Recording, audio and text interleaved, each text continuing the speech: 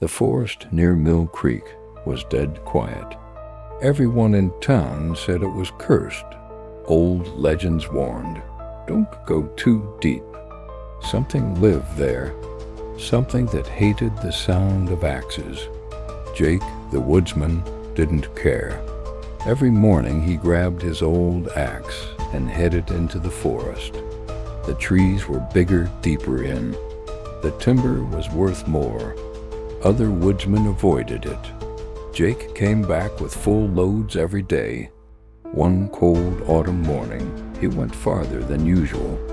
Mist curled between the trees. The air was heavy. No birds, no rustling leaves. Just the crunch of his boots. B-A-N-G. He swung his axe. B-A-N-G. Another bang echoed back. Jake froze. Bang. From the shadows. He called out, "Hello? Who's there?" Silence. He shook his head. Probably some other woodsman, he thought. He swung again. Bang. B-A-N-G. Each strike he made repeated, slower, farther away. A shiver ran down his spine. He dropped the axe and stepped toward the sound. The mist thickened. Trees twisted like they were alive. And then he saw it. A clearing. A huge black tree in the center. Its trunk was scored with deep axe marks. Hundreds of them. And standing there, a man, back to Jake, holding an axe. B-A-N-G. He struck the tree. B-A-N-G.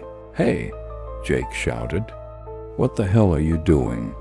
The man stopped, slowly, did not turn. "I said, who are you?"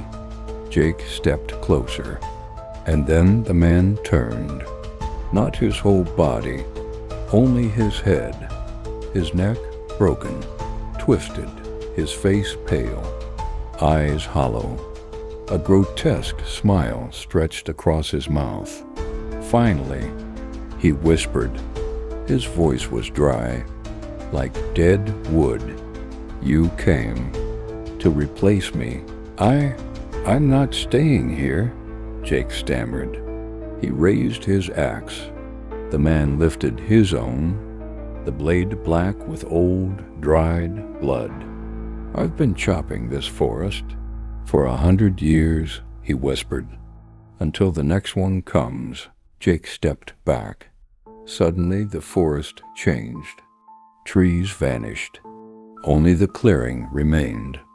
The black tree.